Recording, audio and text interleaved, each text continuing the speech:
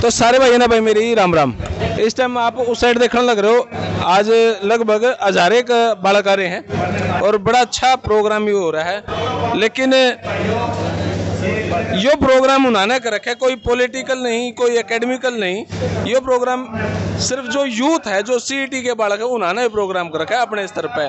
फिलहाल you success भी हो रहा है। लेकिन ये बालक से पूछना है, मेरी बेबे खड़ी सीईटी क्वालिफाई ओनली लेक्चर। कहाँ से हो बेबे? मैं मदनपुरा गांव से हूँ, हिसार डिस्ट्रिक्ट है मेरा। अच्छा। और मैं क्वालिफाई सीईटी क्वालिफाई होना चाहिए, बिल्कुल होना चाहिए। मेरे बहुत सारे भाई बहन ऐसे हैं जिनकी एज भी निकल गई है पेपर देने की। अगर इनको 4 गुना ही बुलाना था तो मेरिट ही उठा लेते। 4 गुना का क्या चक्कर था? सीईटी बिल्कुल क्वालिफाई होना चाहिए सर।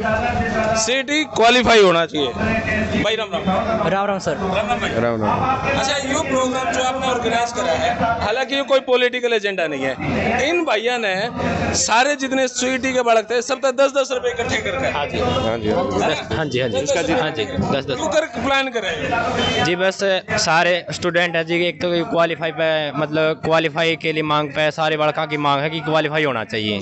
ठीक है जी, क्योंकि है ना जी, पहले तो सरकार ने कहा था कि 40% और 50% डाले ना दूसरा पेपर दिया देने का मौका मिलेगा। अखबार में भी यही न्यूज़ आई जी। फिर कुछ ही टाइम बाद आया कि भाई 4 गुना टॉप के 4 गुना लिया जाओगा। ठीक है जी। फिर अब जी वो टॉप के 4 गुना जी वो है ना जी, एक अगर मान लिया 100 पोस्ट निकाली है, 100 पोस्ट निकाली है जी, 4 से बड़का का पेपर लिया जाओगा जी। फॉर्म सारे पे भरा जाओगा जिसकी 40% और 50% हो गए, फॉर्म सारे अप्लाई करेंगे जी। लेकिन जी फिर कलर की भी 100 निकल गई, मान लिया वो 100 लग गए, वो 100 जने। अब कलर की निकल गई 100 पोस्ट, मान लिया जो 4 से लेंगे तो 100 और ऐड हो जाएंगे, 300 वो हैं। मतलब जो ऊपर वाले हैं उन्हें तो हर जगह मौका मिलेगा जी। अच्छा, सरकार का कहना है कि हम भीड़ कम करना चाहें। हाँ, ये बात ठीक है कि भीड़ कम करना चाहें, ये बात ठीक है। पहले एक कैटेगरी, कोई भी एक कैटेगरी का पेपर 10 से 12 लाख पेपर स्टूडेंट पेपर दिया करते जी। अच्छा, अब क्या है भाई, क्वालिफाई करेंगे तो 3-4 लाख बालक पास होंगे। अब क्या होगा, सारी कैटेगरियां का भीड़ कम तो होगी जी। सारी कैटेगरियां का सिर्फ 3 से 4 लाख बालक ही तो पेपर देंगे सेकंड पेपर। मतलब पहले है ना, हर कैटेगरी का 10 से लाख बालक पेपर दिया कर दे। ये सारी कैटेगरियां का एक और पेपर लास्ट होना है, सारी कैटेगरियां 3 से 4 लाख बालक पास होंगे जी मुश्किल से। वे हमारी मांग है कि उन सब ने मौका मिला है और भीड़ कम हो तो की।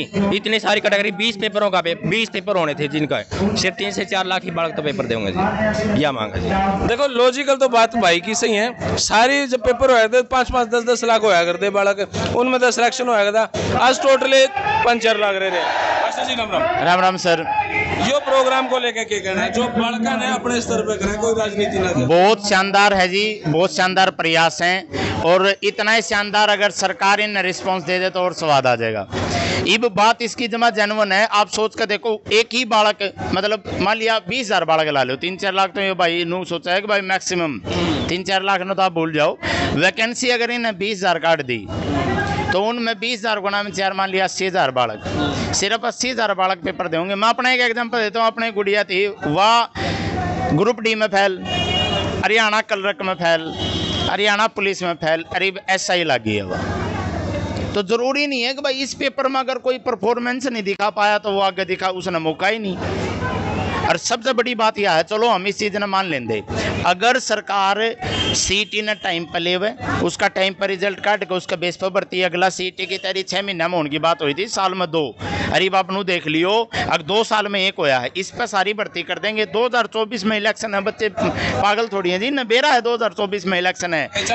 बस इस सीईटी का बेस पर जितनी वैकेंसी आनी है वो नहीं भर देंगे, फिर अगला सीईटी का करेंगे, कहीं उसमें भर्ती नहीं आई तो अगली साल तो इलेक्शन है, 2 इलेक्शन है। चलो, हरियाणा का तो अक्टूबर में है, अप्रैल मार्च में तो गवर्नमेंट अपने सेंट्रल गवर्नमेंट के भी हैं, तो सरकार ने ध्यान देना चाहिए। मैं तो एक रिक्वेस्ट करूं, माननीय हमारे CM साहब से, लेकिन बच्चा की 8-10 बच्चा का एक ग्रुप है जो इन सारे बालका लीड कर रहे हैं पूरा हरियाणा के, एक बार मिलने का समय इन दे दो। इनकी अगर बात गलत है, इन्होंने समझा भेज दियो, देखो बेटा तेरी यह बात गलत है और देख तेरे समझ में आ गई होगी, ये देखो इस मुद्दे न बंद करो। लेकिन अगर इनकी बात सही पाई तो ना चाहते हुए भी सरकार पर कितने बालका के घरा का नाश हो जाओगा, एक बार सोच कर देखो। तो यार रिक्वेस्ट तोड़ की बात कह दिया। देखो, ये बालक वे हैं जो सिर्फ तैयारी करें, कोई इनकी एकेडमी नहीं है। CM साहब की तरफ से अगर एक रिस्पांस मिल जाए, भाई हाँ आ जाओ 5-4 बालक, 11 लाख में तो ये 6-7 बालक है 11 लाख में, क्यों सर? 11 लाख में तो सिर्फ 10 बालक मान लो आप, 10 बालक, 10 बालक ना अगर मिलने तो कोई बात तो नहीं होती जी। सही बात है। सबसे पहले जयदीप भाई राम राम, और जयदीप भाई आपका भी बहुत बहुत धन्यवाद, इन बच्चों की आप आवाज़ बन रहे हो।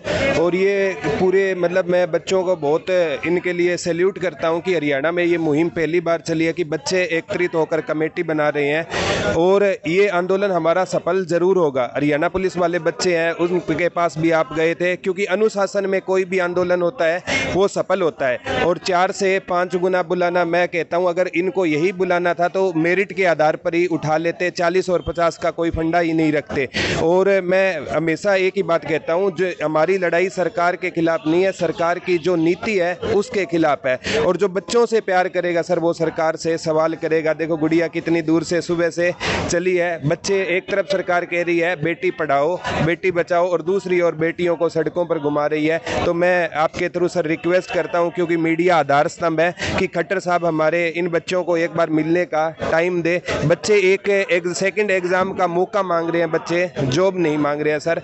और इन युवाओं की आप सुनो, आपने पेपर अच्छा लिया तो बच्चों ने आपकी तारीफ भी की थी, और अगर आपने इनको मौका दिया तो सर बच्चे आपके हर हिसाब से साथ रहेंगे। Thank you sir. देखो भाई सीटी पे मैं काम कम कर रहा था क्योंकि मैंने राजनीति दिखा थी, आज आया हूँ खुल के, क्योंकि आज इनकी राजनीति खत्म हो गई। बालका ने अपने बलबूते पे एजेंडा संभाला है, बालका की बात तो मुख्यमंत्री साहब ने मान लेनी चाहिए।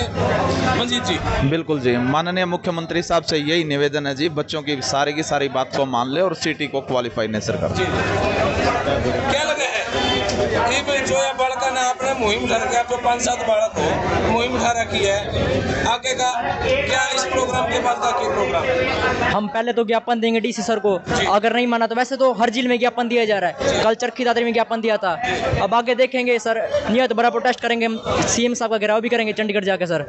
भाई देखो मैं बड़ा दुख होया जब इस भाई ने बताया कि सारी एकेडमी सारी लाइब्रेरियां पे हम गए, 10-10 रुपए इकट्ठे करे, इस पे सारा खर्चा 18,000 रुपया सारे बड़का है, और आज उतना रिस्पॉन्स नहीं मिला।